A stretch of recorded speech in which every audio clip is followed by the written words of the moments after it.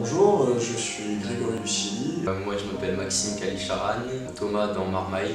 Je suis le réalisateur et le scénariste de Marmaille pour Sound of Series.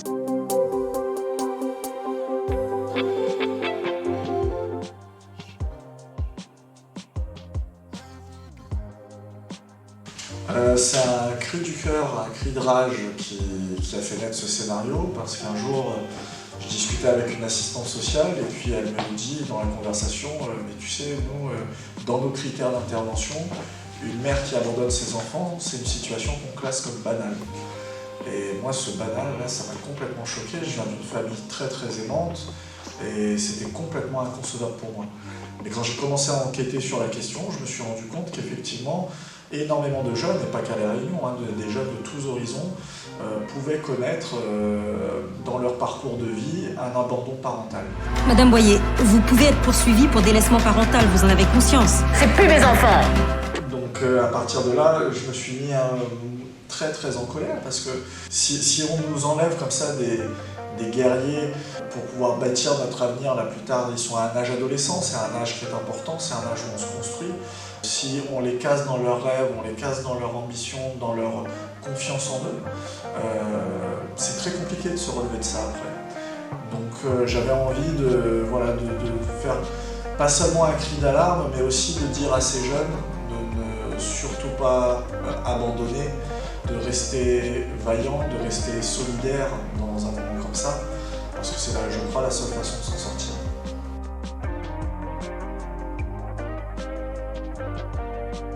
En fait, je n'ai pas choisi de tourner ce film à La Réunion par hasard. En fait, j'avais vraiment envie, en fait, que même si cette histoire, elle pourrait se passer n'importe où à travers le monde, ça c'est vrai, mais La Réunion est une île que moi je considère encore à son âge adolescent. Elle est habitée que depuis 400 ans, elle est encore en train de chercher son identité, elle est encore en train de se bâtir.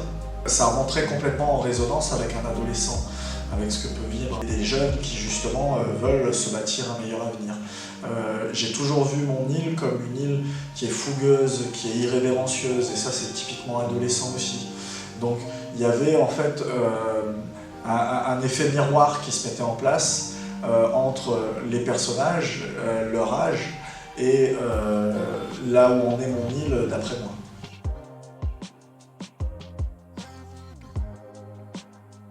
Oui, comme vous dites, le rôle était très exigeant et les scènes en elles-mêmes aussi, parce qu'en fait ça aborde plusieurs questions et il y a plusieurs scènes dans des situations assez particulières.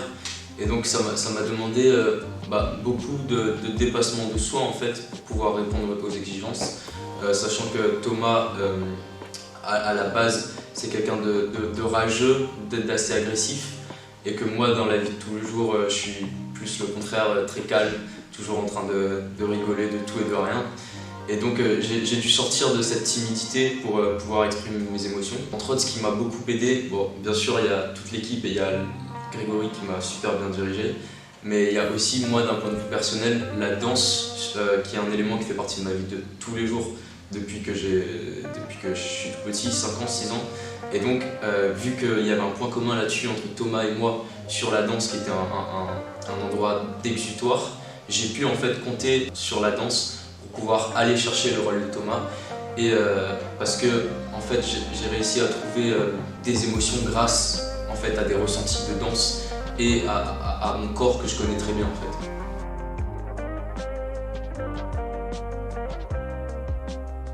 On les a pris, on les a jetés dans une baignoire d'eau glacée, comme ça les réveillait. Non, mais on a beaucoup discuté du personnage. Ils ont eu tout un travail préparatoire d'abord avec des coachs de jeu, puis ensuite ils ont travaillé avec moi. On parlait des émotions, on parlait de l'avant, de l'après de ces personnages pour qu'ils arrivent à s'y projeter. Et ensuite, alors sur le tournage en lui-même, avec toute l'équipe, j'ai mis en place une sorte de bienveillance familiale pour qu'ils se sentent comme dans un cocon et qu'ils puissent en fait se lâcher et laisser libre cours à leurs émotions sur le plateau. Et des fois pour Maxime, je t'envoyais courir des fois, donc, et après tu l'avais pris comme un réflexe avant chaque prise en fait de faire justement exalter son corps. Faire monter la pression en fait, par le biais physique. Voilà, donc il allait courir, il allait faire des pompes, il allait faire des choses comme ça qui allaient le mettre en fait de la respiration énormément pour te mettre en tension en fait, pour ensuite interpréter la scène qui n'était pas, enfin toutes les scènes d'ailleurs elles étaient toutes extrêmement Pour moi difficiles. toutes les scènes c'était un défi en fait, il n'y a pas une scène où je dis vas-y ça facile on va la plier rapide. À chaque fois je me disais bon ok il y a un autre défi, il faut vraiment que je me concentre là et ça m'a demandé beaucoup de concentration. Après, je pense que Grégory il est tellement passionné par son film, par son histoire et qu'il est tellement talentueux qu'en fait il arrive quand il dirige à retransmettre cette passion qui en fait influence notre jeu, c'est sûr.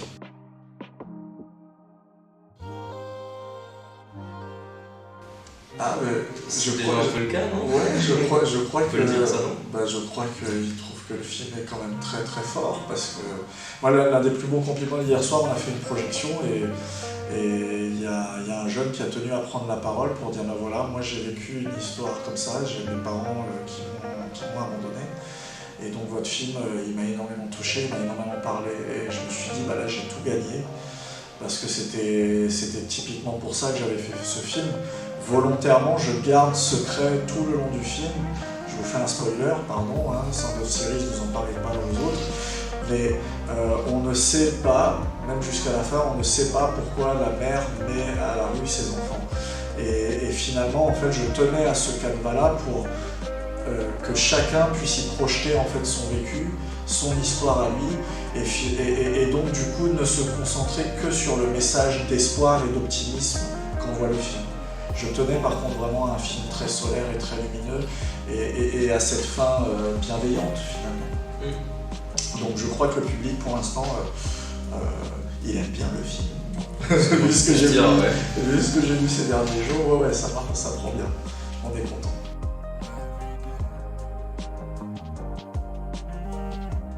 Le plus dur, ça a été de convaincre de faire ce film en créole. J'avais reçu des propositions de producteurs qui me disaient « Ok, je te signe le contrat ce soir même, par contre, tu délocalises l'histoire en métropole, ou alors, éventuellement, oui, ok, bon, tu tournes à La Réunion, mais par contre, tu ne tournes qu'en français. » Et moi, ça, c'était complètement inconcevable pour moi. Et le film a vraiment pris corps, en fait, quand j'ai rencontré ces producteurs de ciné nominé qui m'ont dit « Non, oui, par contre, tu le tournes à La Réunion et tu le tournes en créole. » On avait besoin de toute façon de cette authenticité et de rester dans cette langue. Mais ensuite, ceci dit, ça n'a pas été simple parce qu'il fallait faire accepter à tous les financeurs justement qu'on allait être dans une case un peu particulière. On allait être un film français mais sous-titré en français. Donc ça, c'est très particulier quand même. Donc, mais tout le monde a joué le jeu parce qu'ils ont compris que c'était pas un film créolo-créole, c'est un film qui est avant tout autour d'une histoire universelle, autour du lien fraternel qui peut sauver la personne la plus à terre du monde.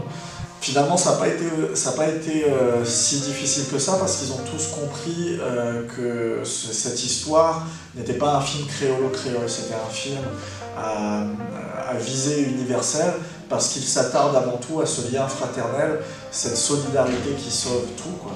Et à toutes les leçons que tu essaies de faire passer aussi. Ouais. De jamais abandonner, jamais lâcher, de se battre quoi qu'il arrive. Et moi je pense que c'est ça que j'aimerais vraiment que les spectateurs puissent retenir de ce film. C'est que oui, il y a des situations difficiles, mais en fait, quand on se bat, c'est jamais pour rien, quoi.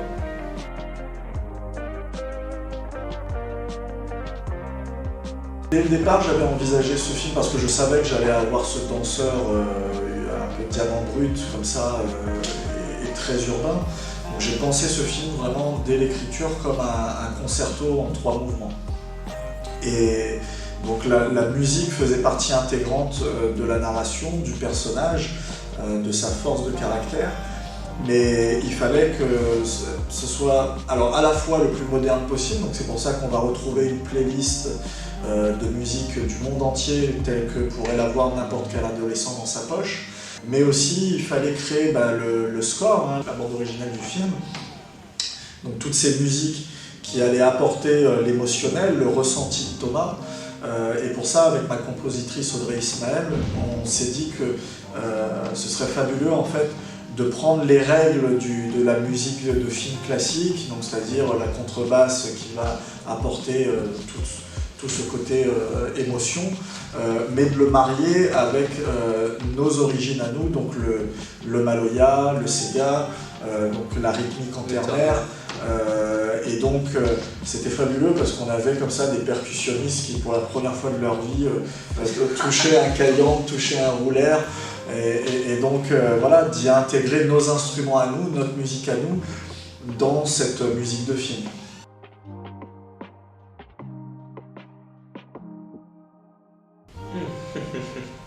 Oui. Oui, de toute façon, je pense que au plus on avançait dans le tournage, au plus lui autant que moi que les autres, on était plongé dans le monde du film. Et donc, avec le temps, moi je comprenais certaines choses que j'avais pas compris auparavant, et notamment sur le comportement de Thomas. Après, on a retouché des petites choses par rapport, par exemple, il y avait une chose qui était compliquée pour toi, c'était très épuisant pour toi d'arriver à pleurer. Oui. Et donc ouais, du coup, je sais pas si bon, c'est un petit. Alors, on a dit qu'on donnait des secrets à son série. Ok, bon, on donne des secrets. et donc sur le personnage, en fait, dans le scénario, pleurait un peu plus que ce qu'on voit dans le film. Mais justement, on en a fait volontairement, on a travaillé ça pour finalement aller sur un personnage qui pleure moins, qui est un peu plus rentré, et qui au final est carrément mieux d'ailleurs, parce qu'il est dans une émotion qui est encore plus forte. Et contient ouais, une cocotte minute. C'est ça, et du coup... Et moi je le voyais plus comme ça justement parce que Grégory, donc la première fois qu'on discutait du scénario, j'avais lu le scénario, etc. Il me dit que Thomas il avait environ 15 ans et que quand sa mère le mettait à la rue, il pleurait. Et moi, bon, même si, malgré le fait que j'étais pas expérimenté et que c'était compliqué pour moi de pleurer sur commande, je trouvais qu'un adolescent de 15 ans qui se mettra à la rue, surtout agressif comme il est, ne pleurait pas. Et donc là-dessus, par la suite, je crois que sa vision a évolué.